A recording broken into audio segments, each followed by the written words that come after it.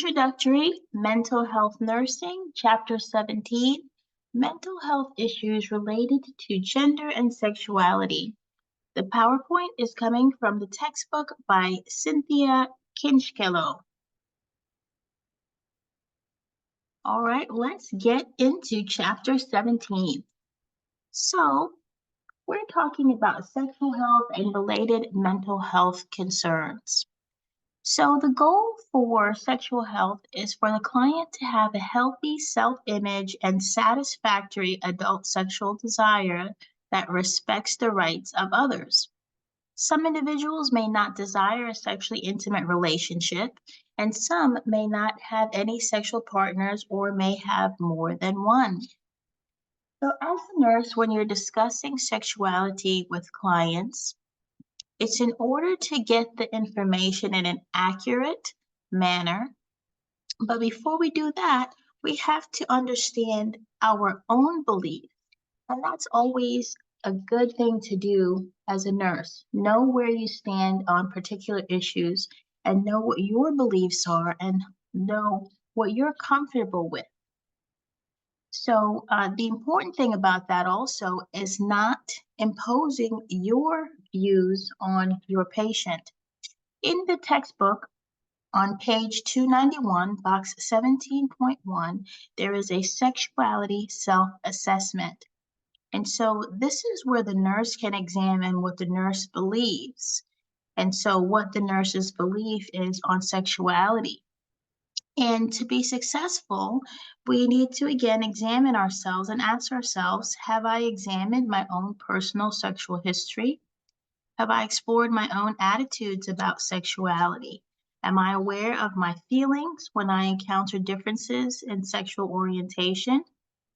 Have I listened to different attitudes of others about sexuality? Do I interact with people of all genders in a respectful and appropriate way? Do I affirm my own sexual orientation and respect the sexual orientation of others? Am I aware of the stereotypes I hold and have developed through personal strategies to manage them? Do I recognize and affirm family diversity? Do I seek ongoing opportunities for education and information regarding sexuality? Do I recognize and respect my own personal limitations and boundaries for handling issues related to sexuality? Do I accept that there can be situations discussing sexuality that I might feel uncomfortable with? Do I recognize that people have intersecting multiple identities drawn from race, gender identity, sexual orientation, religion, ethnicity that vary from person to person? Again, those items were listed as a sexuality self-assessment.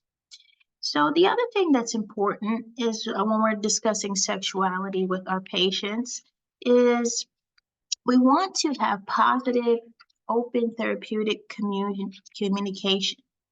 So we want to avoid making assumptions based on age, gender, or marital status, ethnicity, or any other factor. During the first encounter with the client, we want to gather basic information, including their preferred name and their preferred pronouns and their preferred gender identity. We use neutral terms such as partner or spouse. We establish a rapport before asking any questions. And that's really important when we are forming the nurse-patient relationship. A rapport is going to be essential. So that shows the patient that you care about them and that you respect them. So it's really important to establish that rapport. We will begin the conversation by asking for permission to discuss sensitive issues. Be sensitive to the patient's preferences regarding gender or age of the healthcare provider. And don't assume that the client has the same definitions as the nurse does. So, for example, sex may only mean to the client penile and vaginal intercourse and not include anal or oral sex. You need to tactfully ask for clarification. That is very important. The other thing when we talk about sexuality and mental health concerns, we want to make sure that we are providing ethical nursing care. We should be unbiased and non-judgmental and provide equal care to all of our patients. We should also, as nurses, be aware of the stigma related to some gender identities and sexual orientations, and understanding that sexual orientation or gender identity are just one part of someone's personality. It's not who they are totally. When we look at our patients, we have to look at them holistically and understand that there are many different facets or many different aspects to our patients. Sexual orientation and gender identity are not mental illnesses themselves. So again, we have to understand that, and we only want to see the patient if there's a mental concern that's related to the patient's current hospitalization, like if they are feeling distressed, maybe they were bullied or assaulted because of their sexual orientation or their gender identity. Those are things to consider, but sexual orientation and gender identity are not mental illnesses in of themselves. Now, sexual orientation is the gendered pattern of attraction to others. Some individuals may be attracted to one gender. It could be their same gender as that they are, or it could be the opposite gender, or it could be a combination, or they may not be attracted to any gender. So that's your sexual orientation. Gender identity is this feeling of is this person a male, a female, neither, or a combination of both, or something else? So what does this individual identify as? So again, all individuals have a gender identity, which is the innate sense of feeling male, female, neither, or a combination of both, or something else. An individual's sexual orientation is a gendered pattern of attraction to others. Sexual orientation for some includes attraction to one gender, while others are attracted to multiple genders, and others do not experience sexual attraction. Okay? So the individual's gender identity is not the same as their sexual orientation. So let's talk about gender identity and the definitions. So cisgender is the sex assigned at birth that aligns with a person's experience of their gender. So for example, if a person was born with female reproductive genitalia, they have ovaries, they have a uterus, they have fallopian tubes, they have a vagina, they have a vulva, and they identify as a female, then they would be cisgender. That is their experience. They experience the world as a female. Now, transgender describes an individual whose gender identity is different from the sex they were assigned at birth. Sometimes transgender is abbreviated as trans. And again, this is an adjective that describes an individual whose gender identity is different from the sex they were assigned at birth. Now, some transgender people may be men or women, while some might identify outside the conventional gender binary and may describe themselves as non-binary, which means they do not identify as male or female. They may be, to name a few possibilities, neither, both, a third gender, or they may have some fluid sense of their gender. People who are non-binary may or may not consider themselves to be transgender.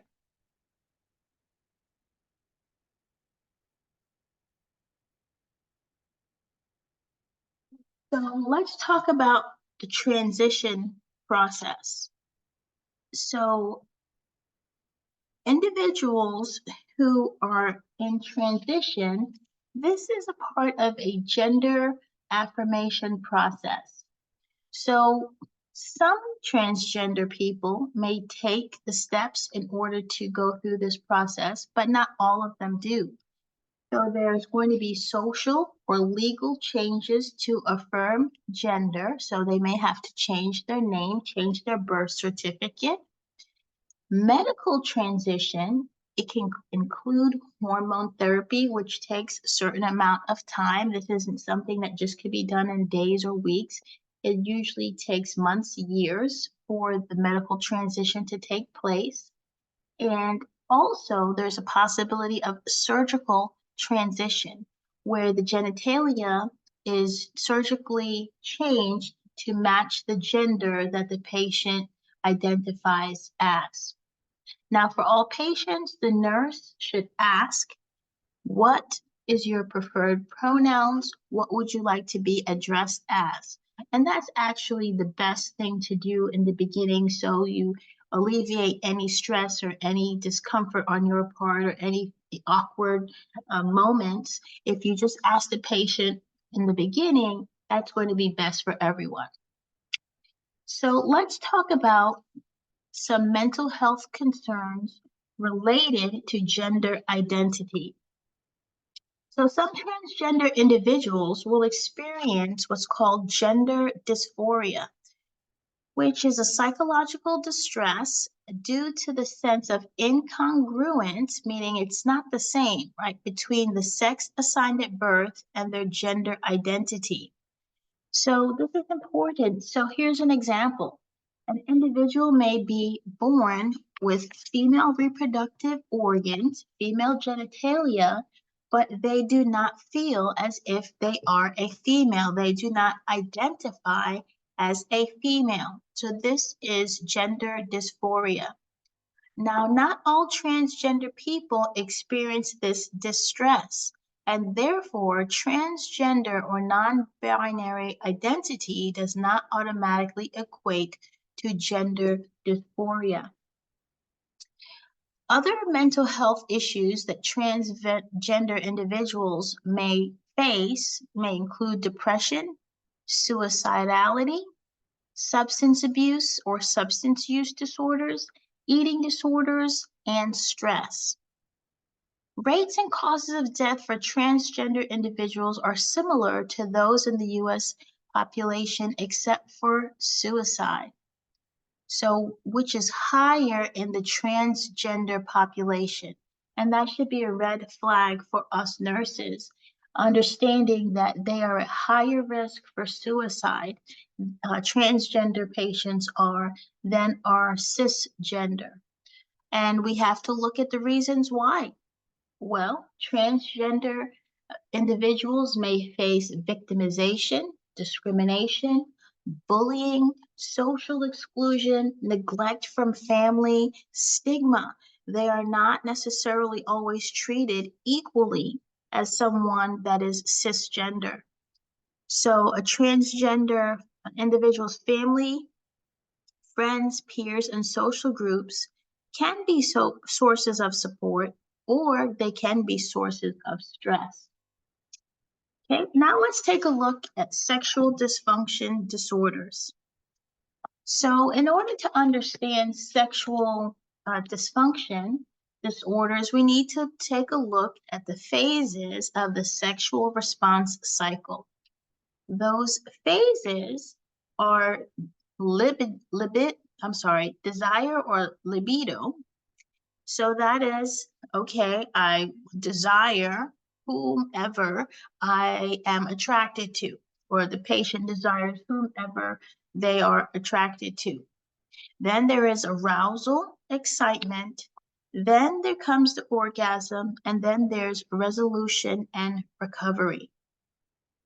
So those are important to understand when we talk about the phases of that sexual response cycle. Those are the normal parts of the sexual response cycle.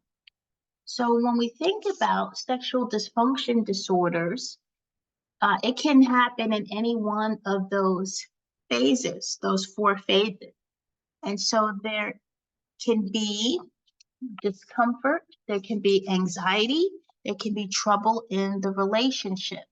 So let's talk about sexual dysfunction, the condition in which the client identifies is causing them distress that occurs during any phase of the sexual response cycle and interferes with sexual function. Again, that is sexual dysfunction. So what are examples of sexual dysfunction? Decreased sexual desire, also dislike and avoidance of sexual activity, lack of desired sexual arousal, inability to achieve or maintain erection, premature ejaculation, painful intercourse, involuntarily perineal muscle contractions preventing vaginal penetration, medical conditions or medications that interfere with sexual functioning, and sexual inhibition related to the use of substances.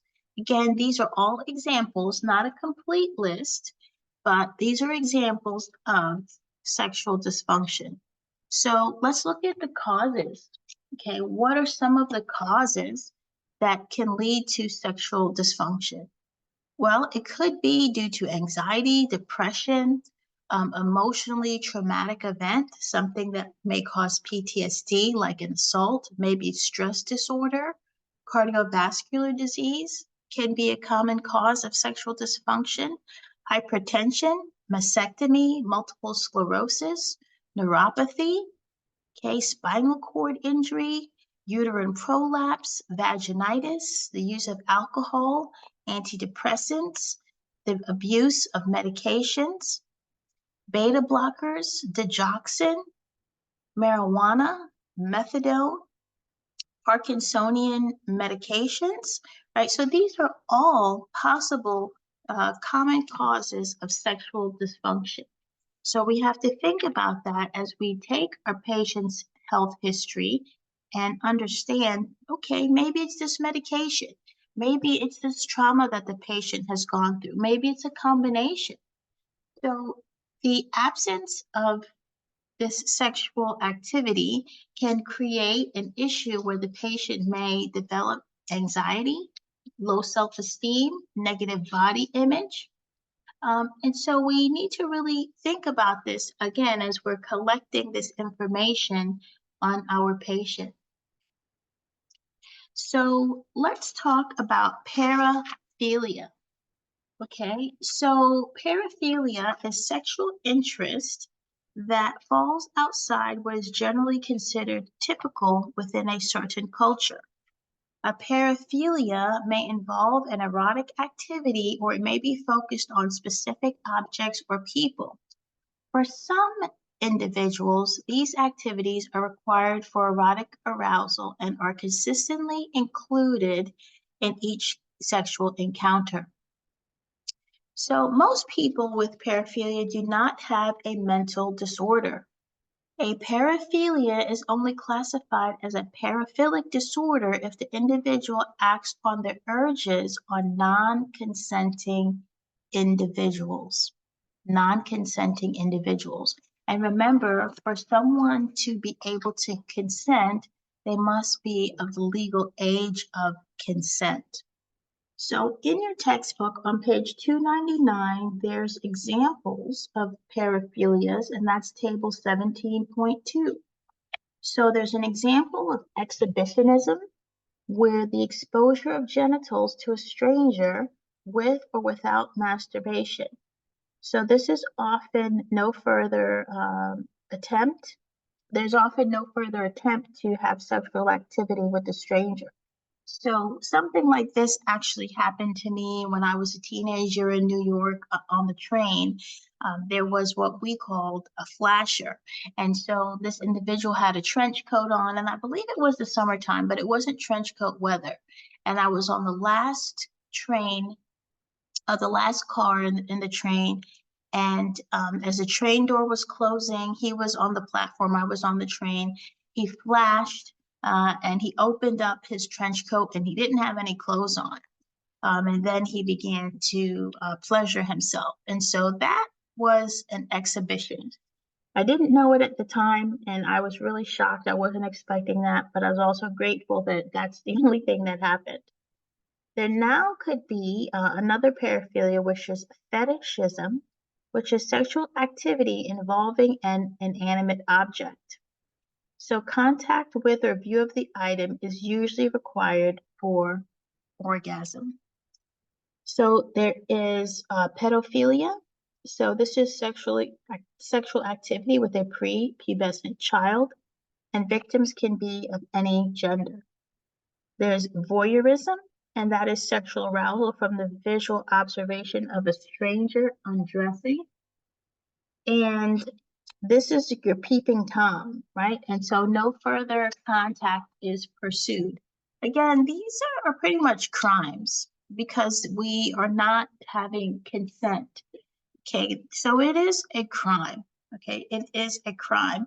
And remember, nurses, we are mandatory reporters of abuse against pediatric patients and against geriatric patients.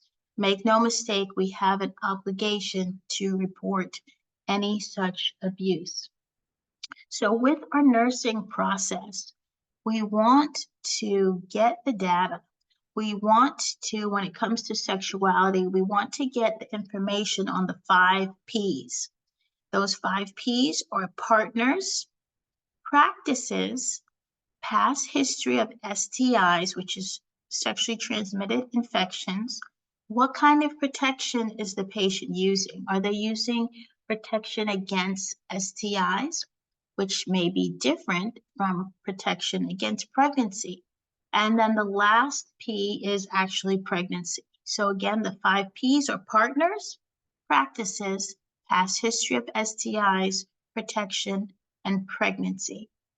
We also want to assess the patient and ask questions related to pleasure, any problems, and pride. And so this will help us to know if they have any issues related to sexual dysfunction and mental illness related to their sexual dysfunction.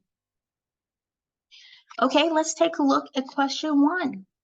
Fetishism is an example of paraphilia, sexual dysfunction, dyspareunia, or sexual response.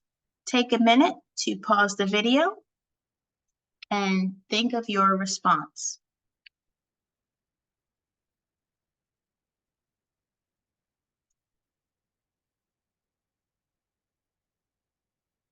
So the correct answer is A, paraphilia. Fetishism is a sexual activity or fantasy involving an inanimate object, which falls under the definition of paraphilia. A paraphilia is a sexual interest that falls outside a culturally accepted norm and often involves desires specific to a particular activity, object, or person. Okay, let's go to the next question. Question 2. Whether this is true or false, you decide. An absence of sexual desire is considered a dysfunction even if it does not cause the individual any discomfort or mental distress. Is this true or false? Pause the video and think of what your answer is going to be. This is false. An absence or difference in sexual response cycle is only considered a dysfunction if the individual reports experiencing significant distress or discomfort because of it. Many people may lack sexual desire, for example, and have no mental health concerns about it. Okay, we have one last question, which is question 3. When taking a sexual history, the 5 Ps as defined by the CDC, Centers for Disease Control, stand for partners, practices, past history of STIs, protection, and paraphilias, preference, pregnancy, or pronouns. Take a minute and pause the video and tell me what that 5P is, or the 5th P is. And the 5th P is C, pregnancy. The last P in the CDC's recommended 5 Ps stands for pregnancy. These 5 Ps are the topics that the nurse might ask the client about when taking a sexual history. The National Coalition for Sexual Health also recommends a 6P, standing for plus, which involves questions related to pleasure, problems, and pride.